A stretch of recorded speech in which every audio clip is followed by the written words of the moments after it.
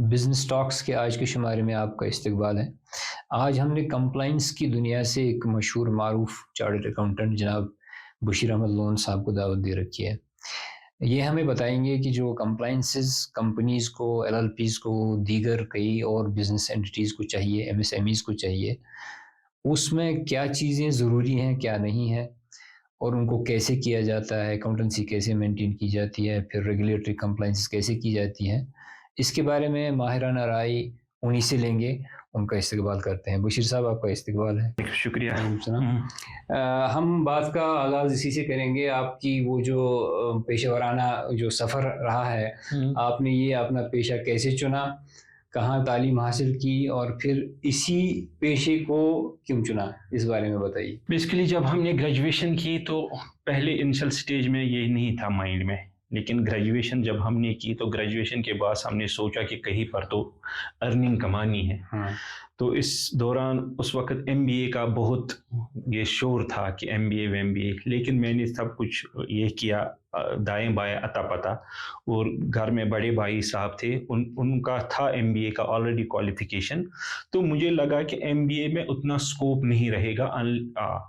तो मैंने सोचा कि हम वो प्रोफेशन चूज करें, अगर नौकरी ना मिले तो अपना काम कर सकते। तो मैंने सीए पर, तो फिर बड़े भाई साहब ने, वो गवर्नमेंट में जॉब करते थे, उनको सीए आया था ऑडिट पर, तो उन्होंने बोला फिर इसी में बेहतर रहेगा कि अगर नौकरी भी ना मिले तो अपना काम कर सकते। तो मैंने इसमें थोड़ा रिसर्च कर लिया, तब तो इंटरनेट या सोशल मीडिया इतना नहीं था दाएं बाएं, तो मुझे अल्टीमेटली यही, after taking pros and cons into consideration, तो मैंने यही चूज कर लिया। जी। तीन तरह के पेशे हैं जो एक साथ जुड़े हुए हैं, लगते हैं। एक तो यही आपका चार्टर्ड अकाउंटेंसी, कंपनी सेक्रेटरीशिप भी है, और कॉस्ट एंड मैनेजमेंट अकाउंटेंसी भी है। इन तीनों में आपस में क्या ताल्लुक है और इनका क्या मतलब है?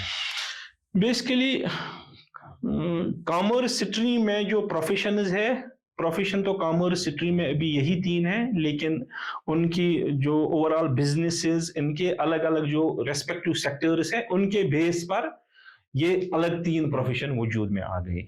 जैसे चार्टर्ड अकाउंटेंसी में ज्यादातर टैक्सेशन और फाइनेंस अकाउंट्स ऑडिट पर फोकस है, और कंपनी सेक्टर में कॉर्पोरेट गवर्नेंस, कंपनीज लॉ पर फोकस है, और कॉस्ट एंड मैनेजमेंट अकाउंटिंग में कॉस्ट रिकॉर्डिंग, प्रोडक्शन, इंडस्ट्री पर फोकस है। अब ये तीनों चीज़ें तो अपने यहाँ जो कंपनीज हैं या एमएसएमई या स्टार्टअप्स हैं, उनको तो इन तीनों चीज़ों की ज़रूरत है। तीनों मैदानों में तो उनको एक्सपर्टाइज चाहिए। लेकिन एक तो ये देखा है गया है कि उनके इंटरनल स्ट्रक्चर में ऐसा कोई बंदा होता नहीं है जो इस काम को देख सके। उनको तो एक्सटर्नल प्रोफेशनल ही चाहिए। तो यहाँ पे आपका क्या ख्याल है कि यहाँ का इकोसिस्टम कितना है, इसमें आगे गया हुआ, मैच्योर हुआ है, जहाँ पे ये सारी सर्विसेज हमें आसानी से मैसर हों? देखो, सर्विसेज तो यहाँ पर अवेलेबल है, रीजनेबल कॉस्ट पर अवेलेबल है। अब चार्टर्ड अकाउंटेंट हर, ऑलमोस्ट आज की डेट में हर बिजनेस ऑर्गेनाइजेशन या नॉन बिजनेस ऑर्गेनाइजेशन या गवर्नमेंट ऑर्गेनाइजेशन को रिक्वायर्ड है, लेकिन सीएस की तो कॉर्पोरेट में रिक्वायरमेंट है और सीएमए की इंडस्ट्री में रिक्वायरमेंट है। सीएस का स्कोप ज्यादा है कंपेयर टू अदर टू। दूसरी बात ये जो हो गई कि आज की यहाँ जो बिजनेसेस की क्या पोजीशन है, बेसिकली जो यहाँ पे हालात खराब हुए, जो आज की डेट में बिजनेसेस यहाँ पर है, उसमें मैक्सिमम बिजनेसेस इमर्ज हो गए 90 के बाद। 90 से 2000 तक उन्होंने कोई रेगुलेटरी कंप्लायंस नहीं की जिसमें वो मैच्योर हो गई। अब और उसके बाद उन्होंने स्टार्ट कर ली कंप्लायंस। अब मुझे लगता है 10-20 साल, मुझे अब 22-23 साल इस प्रोफेशन में हो गए, जो मेरे पास एक चीज मैंने देखा कि जिस क्लाइंट ने कंप्लायंस किया, बिगिनिंग से एफर्ट किया, वो आज ग्रो हो गया। आज की डेट में कंप्लायंस का, क्योंकि उसको लगता है जो आज दो बिजनेस में मैं टैक्स क्यों भरूंगा, सीए को फीस दे दूंगा, देखेंगे जिस दिन पकड़ेंगे। लेकिन जिन्होंने कंप्लायंस की, उनका बिजनेस रियली ग्रो हो गया। अब ये चीज़ जिसको समझ आई, क्योंकि मैं भी पहले इसके साथ ताल्लुक़ रखता था, मैं भी ये देख चुका हूँ कि जिन्होंने कंप्लायंस सही की तो वो आगे भी चले, ग्रोथ भी हुई है। लेकिन जनरल ट्रेंड ऐसा नहीं है।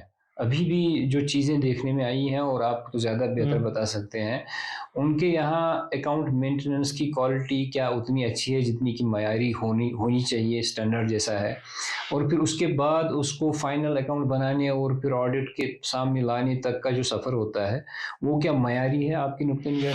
मुझे लगता है हमें एक ट्रेनिंग की ज़रूरत है। यहाँ कुछ बिज़नेसेस यहाँ पर ग्रो हो गए।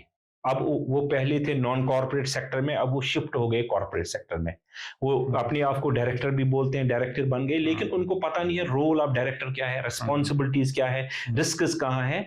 मुझे लगता है एक ट्रेनिंग सेंटर चाहे आप खोले या कोई प्रोफेशनल खोले, प्राइवेट कंपनीज के डायरेक्टर्स को एक ट्रेनिंग मिलनी चाहिए, जिससे उनका एक लेवल बढ़ जाएगा, जिससे वो अपनी इस कंपनीज को बेहतर तरीके से चला सके। यहाँ मुझे भी कुछ थोड़ा-सा मन में ये आ रहा है कि मैंने कई कंपनीज़ का काम जब देखा तो वहाँ पे सीईओ को पता नहीं कि उसका रोल क्या है। मैनेजिंग डायरेक्टर जो काम कर रहा है वो सीईओ का कर रहा है। कोई और वहाँ पे डायरेक्टर है, उसको पता नहीं कि मेरी जुरिसडिक्शन क्या है। ये चीज़ें ये हकीकत है कि हमारे यहाँ सिस्टम इतना बड़ा नहीं कि उसमें क्लियर रोल पता चले लोगों को। ये मैं भी देख चुका हूँ। इसके साथ मैं अब एक और चीज़ जोड़ना चाहता हूँ, सेक्शन 8 कंपनी। ये तो हम कमर्शियल कंपनीज़ की बात कर रहे थे, वहाँ पे ये प्रॉब्लम है। सेक्शन 8 कंपनी तो मतलब देखा जाए तो टेक्निकली वो एक ट्रस्ट ही है, क्योंकि चैरिटेबल काम कर रहा है उनको। लेकिन स्ट्रक्चर तो कंपनियों का बनना है वहाँ पे। जी। लेकिन वहाँ पे बिल्कुल ही ये फुकदान है इस चीज़ का कि उनको रोल प्ले का पता ही नहीं, कौन-सा रोल है, कैसे करना है। आपकी एक्सपीरियंस क्या कहती है? देखो सेक्शन 8 के बारे में ये मैं बोलूँगा, अगर हम ओवरऑल सेक्टर्स गवर्नमेंट सेक्टर और नॉन गवर्नमेंट सेक्टर को डिवाइड करेंगे। Government sector, non government sector में बिजनेस और नॉन बिजनेस। नॉन बिजनेस को नॉन अब टेक्निकली एनपीओ कहते हैं, नॉन प्रॉफिट ऑर्गेनाइजेशन, जी। और उनको बिजनेस ऑर्गेनाइजेशन कहते हैं। नॉन प्रॉफिट ऑर्गेनाइजेशन का बेसिक फंडा होता है कि जहां पर वो प्रेफरेंस देगी पब्लिक सर्विस को ओवर द प्रॉफिट्स, और बिजनेस में प्रॉफिट्स ऑब्जेक्टिव होता है। अब ये जो नॉन प्रॉफिट्स बनते हैं, ये बेसिकली इनका कॉन्स्टिट्यूशन दो तीन किस्म का हो सकता है। ट्रस्ट बना सकता है, सोसाइटी बन सकती है, या अंडर द कंपनीज एक्ट भी ये रजिस्टर कर सकते हैं। उसको बोलते हैं कॉमन लैंग्वेज में सेक्शन 8 कंपनी। बेसिकली ये है नॉन फॉर प्रॉफिट ऑर्गेनाइजेशन जो इस सेक्शन के अंडर रजिस्टर हो गई।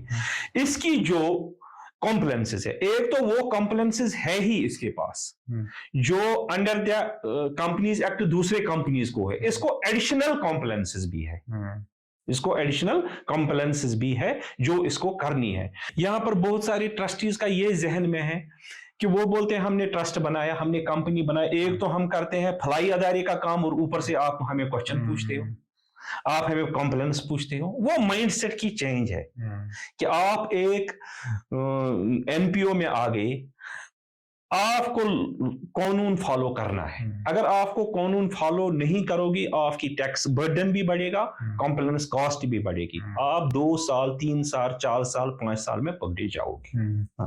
इन एडिशन टू दिस, इनको टैक्स में भी एग्जम्पशन तभी है जब ये कुछ फंडामेंटल चीजेस कंप्लाई करेंगे। जैसे इनके पास तभी एग्जम्पशन है इनकम टैक्स में जब ये पहले अपना रजिस्ट्रेशन लेंगे, उसके बाद सेक्शन 12A भी जो आज की डेट में है, पहले 12A था, 12AA था, आज की डेट में 12A भी है।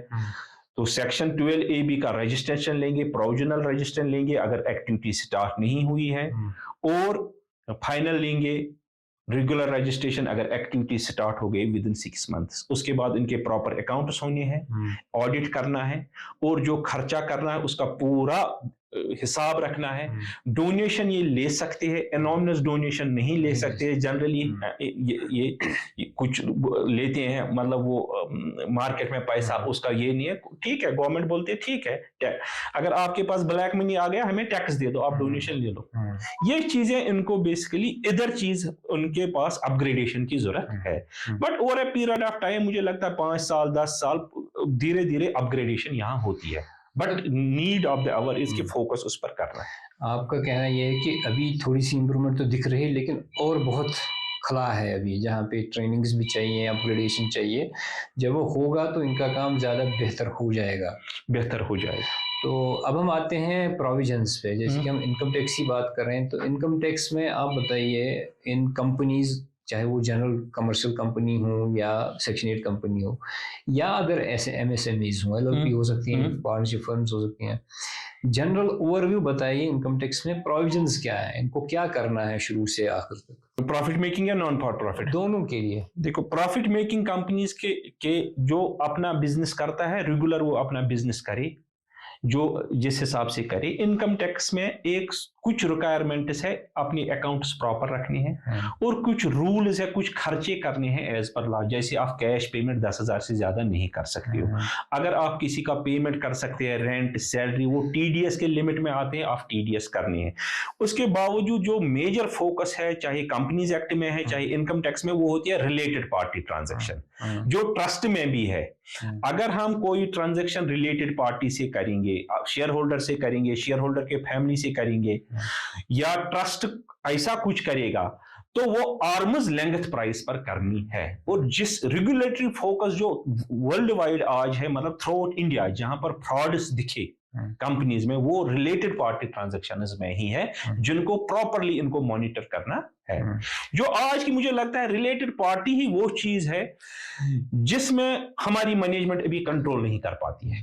वो बोलती है कि मेरी कंपनी है तो मैं करूंगा, उसको नहीं पता है जब मैं कंपनी बनी तो मुझे एक एडिशनल रिस्पॉन्सिबिलिटी बन गई, वहां पर वो लैग करते हैं। सही है। ये जो आर्म्स लेंथ प्राइस आपने बताया, ये तो टेक्निकल टर्म है, इसको हम थोड़ा सा ब्रेक डाउन करेंगे। मैं एक मिसाल दे रहा हूँ, जैसे एक कंपनी में एक डायरेक्टर बैठा है, उसका किसी और एक कंपनी के साथ कोई एमओयू हो गया, कोई बिजनेस चल रही है, पता चला कि उस कंपनी में भी उसका कोई शेयर है, या तो वहाँ शेयर होल्डर है या उसका कोई घर का रिलेटिव वहाँ पे बैठा है जिसको सब्सटेंशियल इंटरेस्ट वहाँ पे है। तो ये आर्म्स लेंथ प्राइस के जुमरे में आता है, ऐसा जी है ना? हाँ। तो इसको थोड़ा सा ब्रीफली समझाइए कि आप दो जगह पे दोनों साइड से प्रॉफिट लेने के मूव अगर इसमें है, पोजीशन में है, तो वहां पे ये आर्म्स लेंथ प्राइस लागू हो जाएगा। बिल्कुल होगा। तो उसको बताइए, आर्म्स लेंथ प्राइस होता क्या है? आर्म्स लेंथ प्राइस होता है बेसिकली इनकम टैक्स में कॉन्सेप्ट है fair market value, FMV, fair market value हर ट्रांजैक्शन में होना चाहिए। सपोज मेरी एक यहाँ पर एक कंपनी है, ये सपोज बिजनेस ए करती है, ये बी से माल लेती है, जो बी दूसरों को बेचता होगा जिस प्राइस पर, अगर इसी प्राइस पर इसको भी आ गया, ये तो आर्म्स प्राइस लेंथ है। आप अपने अलाउड लेंथ है। हाँ, अलाउड लेंथ। अगर आप किसी आपका अपना यहां पर 10 एम्प्लॉय है, सिमिलर लेवल ऑफ एक्सपीरियंस है, सिमिलर लेवल ऑफ क्वालिफिकेशन है, आप उनको 10,000 सैलरी देते हो और अपना रिलेटिव होगा, बेटा होगा, आपको 20,000 देते हैं, तो ये तो एक्सेस है जो क्लियर वहां पे जिस प्राइस पर आप दूसरों के साथ काम करते हो, चाहे आप वहां से सप्लाई लेते हो, सप्लाई देते हो, या सर्विस लेते हो, सर्विस देते हो, तो उधर तक तो एलो है, उससे ज्यादा एलो नहीं है। वो तो बेसिकली वो आउट ऑफ सीधे बुक से ही दिखता है, जब आपकी कल स्क्रूटनी होगी वो दिखता है। सेम केस जब हम सेक्शन 8 में जाएंगे, वहां सेक्शन 13 लगा है जो वायलेशन करता है डील, वहां पर भी ऐसा है कि जो एक ट्रस्ट्स नॉन एनपीओज है, इनकी वहां पर है स्पेसिफाइड पर्सन की डेफिनेशन, उसमें आता है उनका ट्रस्टीज, उनका मैनेजर, उनका डोनर, अगर उसके साथ उन्होंने ट्रांजैक्शन की है तो वो भी सेम लेवल अप होनी चाहिए, तो उधर डोनर भी इंक्लूड है, 50,000 से ज्यादा वाला डोनर। एक कॉन्सेप्ट है कि टैक्स कंसीलमेंट इज इलीगल, है ना, but tax management is legal, बिल्कुल, है ना? इनका फर्क बताइए, ये है क्या? देखो, टैक्स कंसीलमेंट हो गई जहां पर आप वायलेशन ऑफ लॉ करोगे, और टैक्स प्लानिंग हो गई जहां पर आप टैक्स मिनिमाइज करोगे, और आप लेकिन you will comply the law.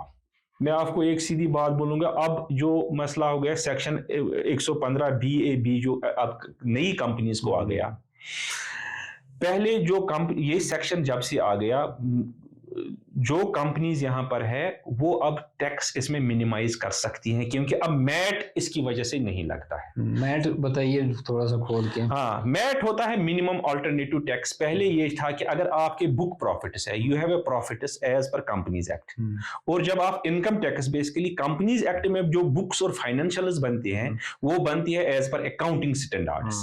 लेकिन जब वो हम एज पर इनकम टैक्स में रिटर्न भरते हैं, we have to compute the profit as per the law in the income tax, as per the law. उसमें गैप आता है, कुछ खर्चे इनकम टैक्स में एलो है, जैसे यही अभी साइंटिफिक रिसर्च का वेटेड एवरेज डिडक्शन एलो है, जो उधर नॉर्मल डिडक्शन है। हमें कोई खर्चा हमने किया एज पर इनकम टैक्स, हमने टीडीएस नहीं काटा, वो ऐड हो जाएगा, लेकिन अकाउंटिंग के हिसाब से वो खर्चा तो है। कैश पेमेंट किया, अकाउंटिंग हिसाब से खर्चा है, इनकम टैक्स के हिसाब से खर्चा। डेप्रिसिएशन का मेजर रोल इसमें आता है, क्योंकि इनकम टैक्स में कुछ डेप्रिसिएशन ऐसे हैं जो वेटेड है, जिसकी वजह से प्रॉफिट मिनिमाइज होता है। पहले क्या था, सेक्शन 115B आने से पहले अगर आपके पास बुक प्रॉफिट है और आपके पास टैक्सेबल प्रॉफिट कम है, आपको एक मिनिमम अल्टरनेटिव टैक्स 15 देना ही पड़ता था, और वो आपको बाद में 7 साल क्रेडिट मिलता था। लेकिन अब 115BA में जब 22% का रेट हो गया आज की डेट में, तो उसके बाद सरचार्ज ये है, उसमें सिर्फ ये है कि आपको कोई डिडक्शन क्लेम नहीं करनी है, you have to file a form, तो आप मैट से भी एग्जेम्प्टेड है। हमने पिछले 3-4 साल में कुछ कंपनी जो है जो बुक प्रॉफिट अच्छा दिखाती है, लेकिन टैक्सेबल प्रॉफिट उनको नहीं देना पड़ा, उनकी आज की सारी टैक्स बच गई, और that is with in the legal parameters of the law. वो तो प्लानिंग है। ठीक है जी। तो ये प्लान करेंगे तो लीगल है, नहीं करेंगे चोरी रखेंगे तो फिर तो वो इलीगल चीज है जी। अब हम आते हैं स्टार्टअप्स पे। स्टार्टअप्स की एक ऐसी दुनिया है, हमारे यहाँ तो बड़ी बडिंग है, अभी यूथ में है, तो उनको अपने स्टार्टअप को एस्टैब्लिश करने में अपनी सारी एनर्जी चली जाती है, उसी काम में वो ज़्यादा मस्त रहते हैं, उनको ज़्यादा ध्यान नहीं रहता कि अब टैक्सेशन आ रही है, जीएसटी आ रहा है, या और कंप्लाइंस कंपनी लॉ के अंडर है, तो उसमें वो कैसे डील करें उनको पता नहीं चलता। फिलहाल हम इनकम टैक्स की बात कर रहे हैं। इनकम टैक्स में बताइए उनको क्या क्या सेक्शंस हैं, कौन से कंप्लाइंसेस हैं जो ज़रूरी करने हैं, उसके बगैर काम नहीं चल रहा। In order to boost these talented people, तो गवर्नमेंट ऑफ इंडिया ने 2016 में एक scheme lie, make in India. Make in India के साथ कनेक्टेड है स्टार्टअप इंडिया, और स्टार्टअप इंडिया में पहले जो कंपनी है, स्टार्टअप इंडिया के लिए डेफिनेशन है कि इसकी उम्र 10 साल होनी चाहिए, ये करनी है डिपार्टमेंट ऑफ 10 साल तक ही होनी, 10 साल तक ही होनी। आज की डेट में अगर 10 साल पहले की कोई कंपनी रजिस्टर, वो भी स्टार्टअप कर सकती है 10 साल। तो department of promotion of industrial and internal trade में रजिस्ट्रेशन करनी है 10 साल। उसकी टर्नओवर 100 करोड़ से कम होनी चाहिए। सपोज आज 5 साल हो गए, 100 करोड़ नहीं है, 6वें साल हो गई, वो सीज टू बी स्टार्टअप हो जाएगी, 100 करोड़ तक है। और तीसरी बात, इसके पास जो बिजनेस होना चाहिए वो इनोवेटिव होना चाहिए, जिसमें वेल्थ क्रिएशन हो, जिसमें स्केलेबिलिटी हो। जैसे कोई इलेक्ट्रॉनिक अमेजॉन आ गया, एक छोटा दुकान लगता था, आज इतना ग्रो कर लिया। मतलब एक कंसेप्ट बेसिकली है कि इसमें इनोवेशन होनी चाहिए, डेवलपमेंट होनी चाहिए, डिफरेंट। जो नॉर्मल बिजनेस है डिफरेंट है। पहले उसको स्टार्टअप रजिस्ट्रेशन लेनी है। स्टार्टअप रजिस्ट्रेशन के लिए उसको जरूरी है कंपनी होनी चाहिए, या एलएलपी होनी चाहिए, या पार्टनरशिप होनी चाहिए, 3। उसके बाद बिलो दिस, और उसके बाद अगर ये इनकम टैक्स में उसको एग्जम्पशन लेनी है, तो स्टार्टअप से इसको जाना है एलिजिबल स्टार्टअप पर। अच्छा, हाँ, स्टार्टअप से जाना है एलिजिबल स्टार्टअप पर। अब एलिजिबल स्टार्टअप वो हो गया, पहले उधर ही करना है डीपीआईटीटी में रजिस्ट्रेशन। वहां क्या करना है, वहां तो पार्टनरशिप एलिजिबल नहीं है, वहां 2 ही एलिजिबल है, एलएलपी और कंपनी एलिजिबल है। उसके बाद बाकी 2 कंडीशंस सेम है, बाकी 2 कंडीशंस सेम है कि इनोवेशन होनी चाहिए या वो होना चाहिए, और उनके वेबसाइट पर अप्लाई करना है, एक इनकॉर्पोरेशन का डॉक्यूमेंट डालना है, मेमोरेंडम एसोसिएशन डालनी है, और इनके पास ये एक वीडियो 5 मिनट की एक वीडियो डालनी है, एक डीपीआर डालनी है, बजट फॉर्म ऑफ डीपीआर, जिसमें ये अपना कॉन्सेप्ट एक्सप्लेन करे। बेसिकली स्टार्टअप में वही ग्रो होगा जिसके जहन में पूरा प्रोजेक्ट होगा, करिए। जैसे कोई पावर प्रोजेक्ट बनाता है, वो फिर उसमें मिस्त्री को भी लगाता है, लेकिन पावर प्रोजेक्ट तो डिजाइनर के जहन में है ना। स्टार्टअप को ये जहन में अगर होगा, उसके बाद हर कोई अपना सारा काम नहीं कर सकता, उसको कंसल्टेंट की जरूरत है। उस दौरान वो आएगा उसको, लेकिन ये पता है कि मुझे अगर टैक्स की जरूरत पड़ेगी तो मुझे चार्टर्ड अकाउंटेंट के पास ही जाना है। सही है। हाँ, वो अगर उसके पास इतना लेवल ऑफ नॉलेज है, वो समझो वो सक्सेसफुल है। वो सक्सेसफुल है। जब मैं प्रैक्टिस कर रहा था 2002 में, तब स्टार्ट किया था, तब मेरे पास 7 मतलब वो उन्होंने किया था diploma in this electric engineering, इधर से पॉलिटेक्निक से लोन लिया था, एसएफसी से। तो मेरे पास 7 बंदे आ गए एक ही साथ, उन्होंने साथों ने लगाई इलेक्ट्रिक इंडस्ट्री, और साथों ने इलेक्ट्रिक इंडस्ट्री लगाई। तो पहले साल ये आ गए, तो उन्होंने बोला ये फाइनेंशियल बनानी, मैंने उनको समझाया क्या क्या करना है। अब दूसरे साल जो मेरे पास ये आ गए, दूसरे साल 7 में से एक को दूसरे साल मुझे नहीं बोलना पड़ा आपको फाइनेंशियल बनाने के लिए, वो वहां से ही लेके आया। अच्छा। और आज की डेट में मुझे लगता है इलेक्ट्रिक इंडस्ट्रीज एसएमसी में वो सबसे बड़ा यहाँ है श्रीनगर का, जो मैन्युफैक्चरर है, छोटा लड़का था तब। आज उसके पास 4-5 इंडस्ट्रीज है, और 6 जो बाकी बंदे हैं वो मार्केट में है ही नहीं अब। मतलब कॉम्प्लेक्स का एक पावर है, जो बंदा सीखता है, जिसके जहन में, उसको ये होना पता चाहे कि मुझे किसके पास जाना है। बाकी काम तो हर वो कोई खुद नहीं कर सकता है, कोई भी खुद नहीं कर सकता।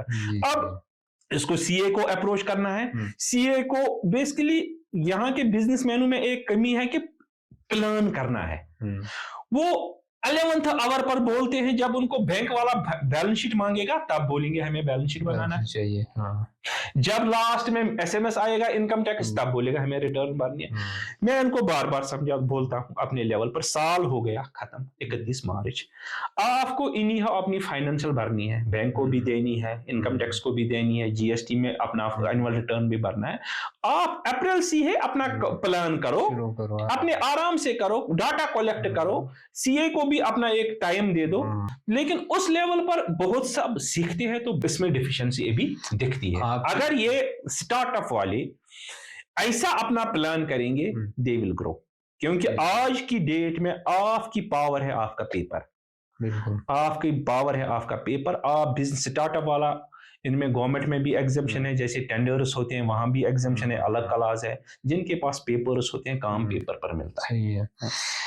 ये चैलेंज तो नहीं है कि डिजिटाइजेशन जब से हुई है, अब सारा डिजिटल ही करना है, पेपर वर्क तो अब खत्म हो गई है लगभग सारी, तो ये तो नहीं चैलेंज लोगों को लग रहा है कि हम कैसे डिजिटाइज करें, और फिर आपके पास भी डिजिटल मटेरियल लेके आना है, जैसे टीडीएस में भी वैसे ही चलता है, वो क्या अब बेसिकली और जब से टेक्नोलॉजी तो आ गई, अब हमें टेक्नोलॉजी के साथ कनेक्ट तो होना है, और डिजिटलाइजेशन से आसानी भी बहुत है। ये जरूरी नहीं है, इसमें मुझे लगता है ये उससे आसान है, क्योंकि अगर इसको कभी डाटा भेजना था तो इसको मैन्युअली आना, अब ये मेल में भी भेज सकता है, व्हाट्सएप पर भी भेज सकता है। इससे आसानी है, इससे इनको बेनिफिट ही है, नुकसान नहीं है। जो स्टार्टअप्स के साथ 2-3 सेक्शन इनकम टैक्स में डायरेक्टली जुड़े हुए हैं, उन पे थोड़ा सा नजर दौड़ाते हैं। जैसे 80IAC हो गया, 56(2)A जो पहले, अब शायद 7B शायद खत्म हो गया, और 35(2)AB, इन पे थोड़ा सा बताइए कि ये कैसे एप्लीकेबल है। सेक्शन 80IAC ही स्टार्टअप्स पर मेजर अब एप्लीकेबल है। ये तो इनको एक इंसेंटिव है गवर्नमेंट की तरफ से, पहले ये स्टार्टअप होनी चाहिए। स्टार्टअप जब हो गई ये, तो पहले ये कंपनी होनी चाहिए या एलएलपी होनी चाहिए, उसके बाद ये स्टार्टअप DPITT ने इसको स्टार्टअप कर लिया। उसके बाद अगर ये सेक्शन 80I में इसको 10 साल में से कंजिक्यूटिव 3 साल ऑफ द चॉइस जो ये करेगा, उस पर 100% प्रॉफिट एग्जेम्प्ट है, जिन पर कोई टैक्स नहीं लगेगा। इनको हाईएस्ट टैक्स का एग्जेम्पशन मिल जाएगा 3 साल। बिल्कुल, चॉइस इसकी है, लेकिन कंजिक्यूटिव 3 साल करने हैं। आज करेगा तो अगले 2 साल भी करने हैं। अच्छा, 10 साल में से 3 इसके पास चॉइस है, लेकिन उसके लिए ओनली स्टार्टअप होना जरूरी नहीं है। स्टार्टअप के साथ इसको एलिजिबल स्टार्टअप बनने के लिए एग्जेम्पशन सर्टिफिकेट, यही DPITT, उसके बगैर एग्जेम्पशन नहीं मिलेगी, उसके बगैर एग्जेम्पशन नहीं मिलेगी। पहले कंपनी बन गई, उसके बाद स्टार्टअप बन गई। स्टार्टअप से एग्जेम्पशन नहीं है, जब तक ये एलिजिबल स्टार्टअप ना हो वहां से एग्जेम्पशन ना मिले। ऐसे ही वो 35 सेक्शन जो है, उसमें आप बताए वो क्या, किस चीज पे लागू होता है? देखो, सेक्शन 35A होता है टेक्निकल नो हाउ जो ये स्टार्टअप्स करते हैं। सेक्शन 35 जो सब क्लास 2 की बात कर रहे हैं आप, बेसिकली अगर ये टेक्निकल नो हाउ पर कोई खर्चा करता है तो इसमें इसकी डिडक्शन मिलती है। अगर ये 6 साल मिलती है, अगर ये इन हाउस करेगा या लेबोरेटरी को देगा तो 3 साल में ही वो मिलेगा। वो यहाँ मैं पीछे रोक में, ये हमारे यहाँ टेक्निकल जो ग्राउंड पे बनते हैं ना स्टार्टअप, जिनका टेक्नोलॉजी का काम होता है, ये उन्हीं पे लागू होगा शायद, ये उन्हीं पर लागू होगा जिनकी ये होगी। ठीक है जी। तो इसमें होता क्या है, 6 साल तक क्या मिलता है? बेसिकली जब ये कोई रिसर्च एंड डेवलपमेंट करेंगे उस पर कैपिटल एक्सपेंडिचर लगता है। कैपिटल एक्सपेंडिचर जनरली अलो नहीं होता है। अब इनके लिए कैपिटल एक्सपेंडिचर 3 साल में अलो है, जो भी खर्चा उस प्रोजेक्ट को करने में लग गया। ठीक है जी।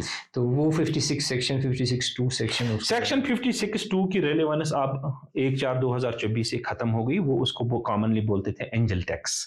एंजल टैक्स होता था कि बेसिकली कोई स्टार्टअप, कोई कंपनी बन गई आज की डेट में, उसके बाद मैंने कोई शेयर रेज किया, चाहे इंडिया से किया, आउटसाइड इंडिया से किया। बेसिकली स्टार्टअप में बड़ी कंपनियां पैसा डालती थी आउटसाइड इंडिया। तब बेसिकली जो शेयर वैल्यू होता था, अगर आप शेयर वैल्यू एफएमवी, उधर भी कॉन्सेप्ट एफएमवी है, फेयर मार्केट वैल्यू से ज्यादा आपके पास पैसा आता था, तब इसको वो इनकम मानी जाती थी। इस स्टार्टअप के लिए उसको उस पर टैक्स देना पड़ता था। अब चूंकि इससे पैसों की हिंड्रेंस आ गई, वो फेयर मार्केट वैल्यू कैसे निकालने थे उसके भी वैल्यूज, उसके मेथड्स थे ऑलरेडी। बुक वैल्यू मेथड था या वो था डिस्काउंटिंग वैल्यू मेथड। तो उससे ज्यादा जो पैसा लेता था जिसको बोलते हैं सिक्योरिटीज प्रीमियम। 10 रुपए का शेयर इसने 100 रुपए में बेचा, लेकिन अगर उसका बुक वैल्यू था फेस और वो डिस्काउंटिंग वैल्यू तब नहीं लगता था, लेकिन जनरली एक्सेस में लेते थे, जिसकी वजह से जो स्टार्टअप को पैसा मिलता था उस पर उसको टैक्स देना पड़ता था, तो उसका वही पैसा चल जाता था। अब गवर्नमेंट ने इस साल से 1 से ये एंजल टैक्स खत्म कर लिया। अब जितने पे आप मर्जी आप बेच सकते। उससे पहले भी सेक्शन 56 स्टार्टअप के लिए आई थी एक एग्जेम्पशन 25 करोड़ तक, लेकिन उसमें कुछ रिस्ट्रिक्शन थी कि आप लैंड एंड बिल्डिंग पर, एयरक्राफ्ट पर, ऐसे ऐसे कुछ पर्सनल चीजों पर नहीं खर्च कर सकते थे। वो पैसा दूसरी कंपनी में इन्वेस्ट नहीं कर सकते। अगर कोर इसमें कर सकते, कोर बिजनेस में, तब तक 25 लाख तक, 25 करोड़ तक ऑलरेडी था। जी। हमारे इकोसिस्टम में, स्टार्टअप इकोसिस्टम में जो स्टार्टअप्स हैं उनके कुछ गिने चुने सेक्टर्स हैं जिनमें वो काम करते हैं। टेक्नोलॉजिकल हैं कुछ, यहाँ ई कॉमर्स में बहुत सारे हैं, लॉजिस्टिक्स में भी हैं, कुछ मैन्युफैक्चरिंग में भी है। तो बस यही 2, 4, 5 सेक्टर्स हैं। सर्विसेज में भी हैं कुछ। इनकम टैक्स में इनका कोई डिफरेंशिएशन होता है या कि उनके जो भी सेक्शंस लागू होते हैं सब पे एक जैसे हैं? इसमें थोड़ा सा वजाहत कीजिए। सेक्शन देखो, स्टार्टअप जब बन गया उसके बाद जो एलिजिबल स्टार्टअप बन गया तो सेक्शन एक ही लगेगा। अगर वो एलिजिबल स्टार्टअप में आ गए तो इनको टैक्स एग्जेम्पशन मिलेगा। जी, सबों को मिलेगा। ये जो स्टार्टअप्स की ही बात कर रहा हूँ फिर से, क्योंकि और एमएसएमईज जो अपनी बिजनेस को एस्टैब्लिश करने के स्टेज पे होते हैं, इनको मेंटरशिप में तो ये पता चलता है कि कैश फ्लो भी होता है, बैलेंस शीट बनानी पड़ती है, आपको डे बुक सारा मेंटेन करना, उसमें से आपकी ट्रायल बैलेंस बनेगी, फिर profit and loss account create करना है। लेकिन ये उनके पल्ले नहीं पड़ता जिनको अकाउंटेंसी का कोई बैकग्राउंड नहीं होता, तो उनके लिए बड़ी दिक्कत होती है। उनके फ़ायदे के लिए आप थोड़ा सा वजाहत कीजिए, कैश फ्लो स्टेटमेंट होता क्या है, बैलेंस शीट का क्या मतलब है, प्रॉफिट एंड लॉस अकाउंट क्या बताता है, उनको थोड़ा सा आइडिया दे दीजिए। ये जो आपने balance sheet, profit loss, cash flow statement की है, ये year and, month and, quarter and, ये एक फाइनेंशियल रिजल्ट की एक एब्रिजेड फॉर्म होता है। ये अपना बिजनेस रेगुलरली करते हैं, इसमें रिकॉर्डिंग करते हैं, सेल, परचेज, खर्चे, और आफ्टर सर्टेन पीरियड उनको देखना है कि हमारे पास रिजल्ट्स क्या है। ये रिजल्ट्स एंड प्रोडक्ट्स है, जैसे किसी चीज का है एंड प्रोडक्ट है। अगर हम प्रॉफिट लॉस की बात करेंगे, प्रॉफिट लॉस में आते हैं कि हमारी इनकम कितनी आ गई, हमारे खर्चे कितने आ गए, हमारा प्रॉफिट बन गया या लॉस बन गया।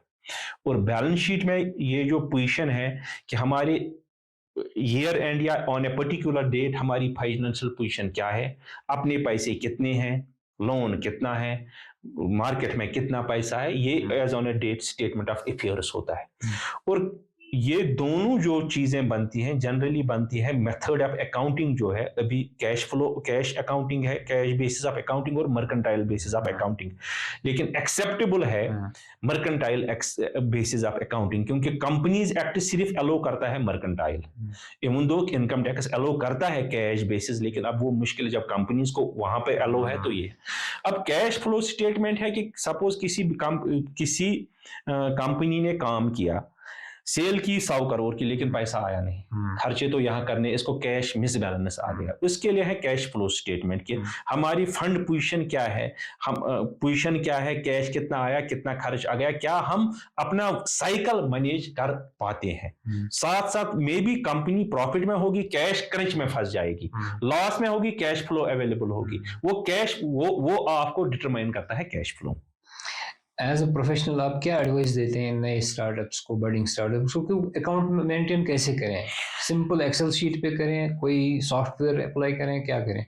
देखो अब ठीक है, बेसिकली उनका एक एम्प्लॉय होना चाहिए, अगर इनके पास कैपेसिटी है एम्प्लॉय अकाउंटेंट करने की, खुद भी कर सकते हैं। मुझे लगता है कि आज के डेट में सॉफ्टवेयर आसान है, मैन्युअली अगर छोटा स्टार्टअप है मैन्युअली भी कर सकता है, बड़ा है तो सॉफ्टवेयर बेहतर रहेगा। और एम्प्लॉय से मदद लेना, लेकिन अगर स्टार्टअप को ग्रो होना है उसको खुद सिस्टम समझना है, उसको समझना खुद है, काम दूसरे से ले ले, सिस्टम खुद समझना है, तभी वो ग्रो पाएगा। ये तो सही है, जब तक फाइनेंसेस पे खुद कंट्रोल नहीं होगा प्रमोटर का, तो फिर वो पता ही नहीं चलेगा ग्रो नहीं होगा, वो क्या रहा है अंदर। बिल्कुल बिल्कुल, ग्रो बहुत जरूरी है। कुछ टर्मिनोलॉजी ऐसी है जो उनको सुन के ना, स्टार्टअप फाउंडर्स जो होते हैं, छोटे छोटे लड़के होते हैं, तो टर्म सुन के बड़े घबराते हैं कि है क्या चीज। मैं आपको टर्म्स बताऊंगा तो आप उनका थोड़ा सा एक्सपैंड करके बताइए। जैसे यूज किया जाता है एबिटा, ये क्या चीज है? बेसिकली जब हमने प्रॉफिट लॉस बनाया या कैश फ्लो बनाया, अल्टीमेटली वी हैव टू, ये जो फाइनेंशियल रिपोर्ट्स बनती है बिसाइड्स दीज, ये रेगुलेटरी बॉडीज को जाती है, ये आपकी परफॉर्मेंस दिखाती है, आपके पास परफॉर्मेंस क्या है। जैसे आपके पास सेल है, खर्चा है, पहले आपके पास होना चाहिए कि ऑपरेटिंग में आप प्रॉफिट में हो या नहीं हो। सपोज मैं 10 रुपए का चीज लाता हूं, अगर मैं ये 9 में ही बेचता हूं, मुझे ऑपरेटिंग पर ही लॉस है, that means I have to concentrate on the purchases. It is earning before tax. अच्छा, अर्निंग बिफोर टैक्स कि प्रॉफिट बिफोर टैक्स कितना है। प्रॉफिट बिफोर टैक्स आपको तभी लगेगा जब आपके पास अर्निंग होगी। इस टैक्स से सिर्फ कैश फ्लो पर असर है। ठीक है, ऐसी टर्म है पीएटी, प्रॉफिट आफ्टर टैक्स, वो हो गया प्रॉफिट आफ्टर टैक्स, टैक्स भर के आपके पास कितना रिटेन्ड अर्निंग बच गया। एक वो ऑपरेटिंग मार्जिन बोला जाता है। ऑपरेटिंग मार्जिन वही होता है कि operating income minus operating expenses. ठीक है, हाँ, जैसे कि जो वही आपकी कोर स्ट्रेंथ है। अच्छा, वही आपकी कोर स्ट्रेंथ है, क्योंकि अगर आप ऑपरेटिंग पर ही लॉस में है, आगे के खर्चे देखो टैक्स आपको तभी भरना है जब आपके पास प्रॉफिट है, अगर है ही नहीं तो टैक्स भरना ही नहीं है। ऐसी दो और टर्म्स हैं, एफसीएफ, फ्री कैश फ्लो। हाँ, फ्री कैश फ्लो होते हैं जनरली कि आपके पास वो कैश फ्लो से निकलते हैं, जैसे डेट सर्विस कवरेज रेशियो एक होता है कि मेरे पास कैश आ गया, अब मुझे इसमें से कितना कैश बच गया जो मैं यूज कर सकता हूं after paying all the liabilities. Okay, एक इसके बाद OCF, operating cash flow. Operating cash flows होता है कि सपोज कोई बिजनेस है, इसके पास सेल है, खर्चे हैं, और इसके पास अदर इनकम भी है, इन्वेस्टमेंट इनकम है। कैश फ्लो तो इसका है, लेकिन अगर हम इन्वेस्टमेंट काटेंगे तो फिर देखेंगे उसके पास कैश फ्लो बचता है या नहीं बचता है, वो था ऑपरेटिंग कैश फ्लो। कई ऐसी कंपनी है जिनको अदर इनकम चलाती है ऑपरेटिंग, इसका मतलब ऑपरेटिंग सेक्शन में आपकी कमजोरी है, वहां पर मेजर बिजनेस तो वहां है। इन सारी चीजों से मुझे ये पता चल रहा है कि है तो ये बड़ा कॉम्प्लिकेटेड सारा मामला। जब तक नॉलेज नहीं होगी तो फाउंडर के लिए इनको डील करना, अपनी लेवल पे डील करना थोड़ा सा मुश्किल है। ट्रेनिंग्स तो चाहिए, अपडेशन चाहिए, मेंटरशिप चाहिए, तो ये प्रोसेस तो मुझे लगता है बहुत जरूरी है। इस बारे में आपकी क्या राय है? देखो बेसिकली जो भी स्टार्टअप में आएगा, अब स्टार्टअप जो बन गया वो एक ब्रांड बन गया, ये एक रिस्की दौर है, ये तो या बहुत ऊपर जाएगा और नीचे जाएगा, लेकिन अगर ये अपने लेवल पर एक रिस्क एनालिसिस करके एक अपना रोड मैप बना के ये तो सक्सेसफुल हो जाएगा, इसके जहन में होना चाहिए। बाकी काम तो इसको लेना चाहिए दूसरों से। खुद तो देखो, अगर ये बोलेगा मैं टैक्स भी खुद करूंगा, अकाउंटिंग भी खुद करूंगा, फिर वो कोर बिजनेस नहीं कर पाएगा। उसको कोर बिजनेस करना है, यहाँ से सपोर्ट लेना है। लास्ट में एडवाइस दे दीजिए इनके लिए कि कंप्लाइंसेस को देना करना तो है, अकाउंट्स मेंटेनेंस भी करनी है, रिटर्न जहाँ भरनी है वो भी भरनी है, जहाँ पे क्लेम करनी है वो भी पता होना चाहिए, डिडक्शन मिल रही होगी उसका भी पता होना चाहिए। कैसे निभाएगा ये सारा कुछ? डिडक्शन, इसके लिए डिडक्शन उसके बगैर भी, जैसे 80JJA है, अगर आप एम्प्लॉयमेंट बढ़ाते हो साल में, उसका भी एक वेटेज एवरेज डिडक्शन 3 साल में एडिशनल डिडक्शन मिलता है। लेकिन मसला ये है कि कोर बिजनेस पर इनको फोकस करना है और कॉम्प्लायंस पर फोकस करना है। कॉम्प्लायंस से आपके पास फंडिंग में प्रॉब्लम है। जब आपका सिस्टम अच्छा होगा, आपके पास कोई कंपनी भी इन्वेस्ट कर सकती है, आप बैंक के पास भी जा सकती है। अब स्टार्टअप्स में वो CTG MSA में अभी 10 करोड़ से 20 करोड़ कोलेटरल, विदाउट कोलेटरल भी लोन मिलता है। लेकिन बैंक तभी करता है ऐसे लोगों को लोन जब उनके पास स्ट्रॉन्ग फाइनेंशियल्स है, गुड फाइनेंशियल्स है, या उनके पास अच्छा ट्रैक रिकॉर्ड है, सिबिल रिकॉर्ड है। अपना कॉम्प्लायंस खराब नहीं करना है। इसमें कई ऐसी चीजें सामने हैं जिनका डायरेक्ट इतलाक काम के साथ है, कंप्लायंस के साथ है, लोगों के लिए बड़ी इंपॉर्टेंट चीजें सामने आई हैं। आने के लिए शुक्रिया।